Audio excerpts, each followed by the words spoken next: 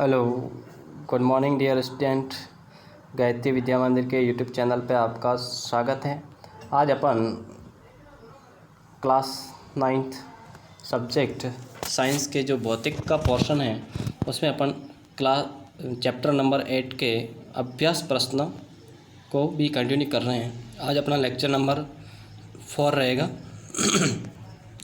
और उसमें अपना ये क्वेश्चन है नेक्स्ट कि अब्दुल गाड़ी से स्कूल जाने के क्रम में औसत चाल है उसकी दे रखी है 20 किलोमीटर प्रति घंटा। एवरेज स्पीड है एवरेज वो दे रखी कितनी है 20 किलोमीटर प्रति घंटा। उसी रास्ते से लौटने समय वहाँ भीड़ कम है और औसत चाल कितनी होगी वापस। जैसे एक पॉइंट ए है, इसको मैं काट लेता हूँ वापस में। जैसे पॉइंट एक ए है, दूसरा पॉइंट बी है। एक बार ए से 20 तक जाता है तब 20 किलोमीटर प्रति घंटा और फिर बी से 30 किलोमीटर प्रति घंटा। अब अब्दुल की इस पूरी यात्रा में इसकी औसत चाल क्या होगी। वैसे देखा जाए औसत चाल क्या होती, एस एवरेज बराबर टोटल डिस्टेंस अपॉन कुल दूरी अपॉन कुल समय, कुल दूरी अपॉन कुल समय। ठीक है, कुल दूरी अपन कुल समय। अब यहाँ पे अपन को एक फिक्स है कि ये 20 किलोमीटर प्रति घंटा चाहे 30 किलोमीटर प्रति घंटा है, इसकी ये वाली दूरी क्या रहेगी, फिक्स रहेगी। तो यहाँ पे अपन को दूरी दे रखी है, मान लेते हैं x। माना कि स्कूल की दूरी कितनी है x किलोमीटर है और जाते समय तो इसकी औसत चाल दूरी बटा लगा गया समय। तो मान लेते हैं कि 20 किलोमीटर प्रति घंटा से वो t1 समय लेता है और इधर वो लेता है कितना t2 समय। ठीक है, तो यहाँ से औसत चाल बराबर x अपॉन t1, तो यहाँ से t1 की वैल्यू x अपॉन 20। इसी प्रकार देखा जाए कि दूसरा t2 की वैल्यू x अपॉन कितनी आ जाएगी 30। ठीक है, अब वहाँ पे फॉर्मूले में अप्लाई करेंगे s एवरेज बराबर कुल दूरी अपॉन कुल समय। ठीक है, यहाँ पे s बराबर हो जाएगा कुल दूरी, तो अपन को पता है कितनी मानी अपन ने x, और समय कितना t1 प्लस t2। तो यहाँ से s बराबर x अपॉन ये हो जाएगा x upon 20 plus x upon 30। ठीक है, इसको हल करेंगे तो x को बाहर लेंगे तो x कैंसिल आउट हो जाएगा। तो यहाँ पे 1 अपॉन 120 प्लस 1 अपॉन 30। ठीक है, तो इसको अपन हल यहाँ पे करें तो s इजक्वल टू, इसको एलसीएम पर 20 इंटू 30 अपॉन 20 प्लस 30, तो ये 600 अपॉन ये 600 अपॉन 50, 600 अपॉन 50 और 600 अपॉन 50 लगभग कितना आएगा। ठीक है, चॉइस ये चीज़ अपन पास। लेकिन अब इसको आगे और समझाए अपन।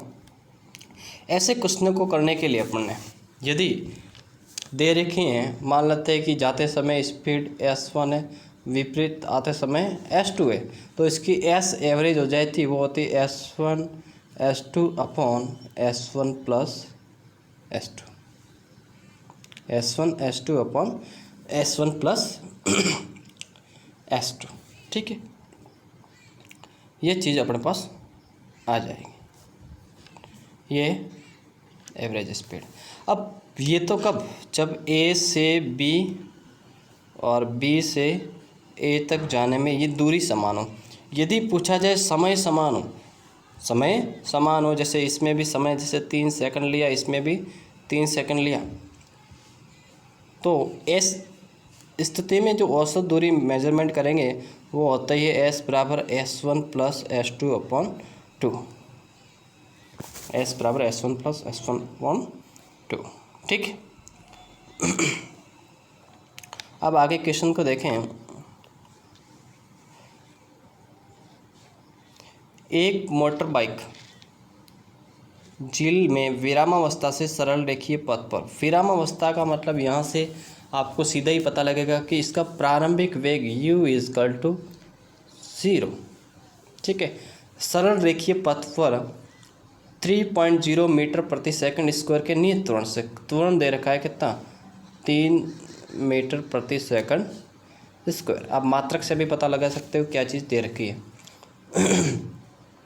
कितना चलता है कि समय अंतराल दे रखा है 8 सेकंड तक चलती है। इस समय अंतराल में मोटर बाइक कितनी दूरी तय करेगा। अपन को क्या ज्ञात करनी है, डिस्टेंस क्या दे रखा है, त्वरण और समय। तो समय दूरी को संबंध बताने वाली गति का इक्वेशन, क्योंकि गति का इक्वेशन तभी लगता है जब कांस्टेंट एक्सेलरेशन हो।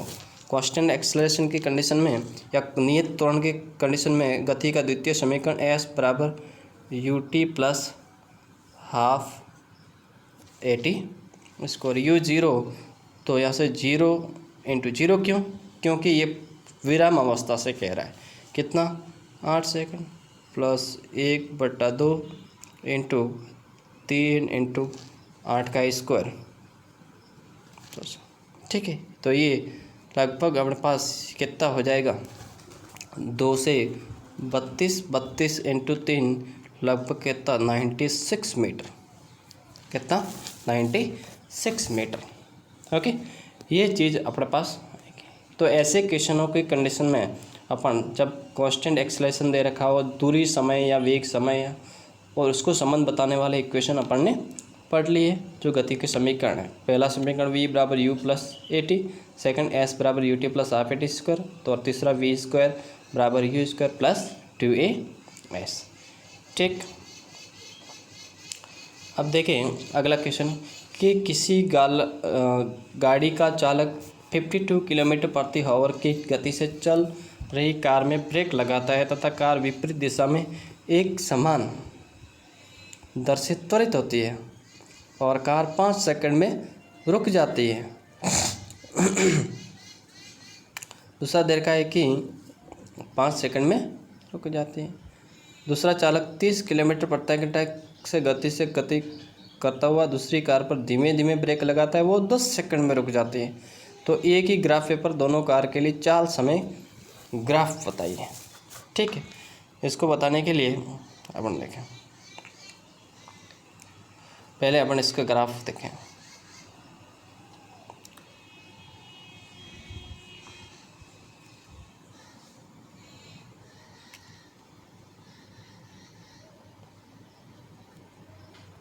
ग्राफ बनाए जैसे ये अपने पास चाल समय ग्राफ।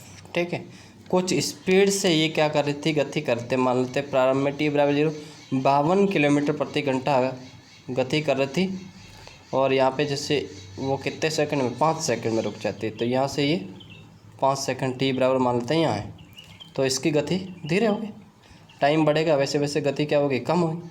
तो इसका ग्राफ कैसा बनेगा, क्योंकि ये सरल रेखीय पथ पर गति करते एक समान दर से त्वरित। ठीक है, इसलिए सरल रेखा आएगा। दूसरे ये 30 किलोमीटर प्रति घंटा से चाल से, मतलब इससे कम यहाँ से गति करती है और वो कितनी, 10 सेकंड में। तो इसका ग्राफ कुछ कैसा आएगा, ऐसा आएगा। ठीक है, तो ग्राफ अपन ने ये बता दिए। ब्रेक लगाने के पश्चात दोनों में से कौन सी कार अधिक दूरी तय करेगी, अधिक दूरी तय करेगी। अब दूरी के लिए आप वही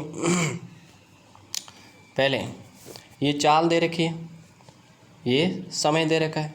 अब चाल को ये 52 दे रखा है, 52 को अपन मीटर प्रति सेकंड में तो 5/18 से गुणा करेंगे, 5/18 से। इसको भी 30 इंटू 5/18 से। तो दूरी बराबर चाल इंटू समय, तो इसको अपन किससे गुणा करेंगे, 5 से गुणा करेंगे और इसको किससे करेंगे, 10 से। तो फिर दोनों के द्वारा चली गई दूरी अपने पास आ जाएगी। या फिर इसने किससे ज्ञात किया है, इसने ज्ञात किया है ग्राफ से, क्योंकि चाल समय अपना ग्राफ भी कुछ ऐसा ही बना था, 30 वाला कुछ ऐसा। देखिए ये पहला कितना 54 वाला, ये 52 किलोमीटर प्रति घंटा, और ये ग्राफ किसका है, 30 किलोमीटर प्रति घंटा का। ठीक है, इसने ग्राफ से कैसे ज्ञात करेंगे कि वीटी वक्र कि चाल समय वक्र का एरिया अंडर द कर्व, इसका जो छायांकित भाग का क्षेत्रफल है वो क्या बताता है, तय की गई दूरी या परिणामी विस्थापन को प्रदर्शित करता है। ठीक है, ये चीज़ अपन ने समझ ली। ओके, तो आपको चीज़ें समझ में आएंगी। अब देखिए यहाँ पे एक ग्राफ दे रखा है, उसमें बताया गया है कि आप इस ग्राफ की सहायता से नीचे दिए गए सवालों के, इसमें 3 जैसे एक ए बी एंड सी कुछ ये दे रखा है। इसमें पहला क्वेश्चन के तीनों में से कौन सबसे तीव्र गति से गतिमान है? क्या ये तीनों किसी समय पर एक ही बिंदु पर होंगे? जिस समय बी ए से गुजरती है उस समय तक सी कितनी दूरी तय कर लेती है? जिस समय बी सी से गुजरती है उस समय ये कितनी दूरी तय कर लेती है? तो इसको समझने के लिए पहले देखें, इसको मैं छोटा कर लेता हूँ। देखें कि तीनों में से कौन स्पीड, ये कौन सा एक्स टी वक्र दे रखा है, दूरी समय वक्र, और दूरी समय वक्र की ढाल अर्थात delta x upon delta T किसको बताता है? चाल को बताता है। जिसकी ढाल अधिक, ढाल का मतलब प्रवणता अर्थात टेन थीटा अधिक होगा उसकी चाल अधिक होगी। अब कैसे मेजरमेंट करेंगे? अब ढाल ज्ञात करने के लिए अपन यहाँ पे ऐसे, जैसे इसका ज्ञात करना तो ये और इसका ज्ञात करना तो ऐसे, यहाँ पर ये वाला जो एंगल होते हैं ये टेन थीटा को प्रदर्शित करते हैं। अब यहाँ पे देखा जाए तो अक्ष के साथ में कौन सी रेखा, जैसे मैं इसको पूरे को मिटा दूँ, अब देखें मैंने एक क्षैतिज रेखा खींची ये, अब इसके साथ में कौन सी रेखा है ए बी सी में जो अधिक कोण बनाएगी? कौन सी होगी? बी। कौन सी? बी के अधिक है, फिर सी के, फिर ए का, तो एस ऑफ बी अधिक, फिर एस ऑफ सी, फिर एस ऑफ ए, अर्थात बी है वो सबसे अधिक तेज गति करेगा, फिर सी। ठीक है, इस प्रकार। और सेकंड क्वेश्चन ये दे रखा है कि क्या ये तीनों किसी एक समय सड़क के किसी एक ही बिंदु पर होंगे? अब सड़क के किसी एक ही बिंदु पर होने वाली कंडीशन का मतलब ये तीनों ग्राफ है वो कैसे होने चाहिए थे? ऐसे। ठीक है, या तीनों एक ही जगह पे मिलने हुए होने चाहिए। ठीक है, अगर तीनों एक ही जगह मिले होंगे तब अपन कह सकते हैं एक ही समय पर एक ही बिंदु पर होंगे। लेकिन यहाँ पे देखा जाए कोई दोनों एक जगह पर है, जैसे यहाँ पर बी और सी एक जगह पर है, यहाँ पे बी और ए, और यहाँ पे सी और ए एक जगह पर है, लेकिन तीनों एक ही स्थान पर पॉसिबल नहीं है। ठीक है, ये चीज़ है। अब नेक्स्ट क्वेश्चन है, क्या दे रखा है कि जिस समय बी ए से गुजरती है, जैसे बी है वो कहाँ से? ए से गुजरती है। ठीक है, ये वाला बी ए से गुजरती है, उस समय सी कितनी दूरी तय कर लेता है? उस समय सी की दूरी,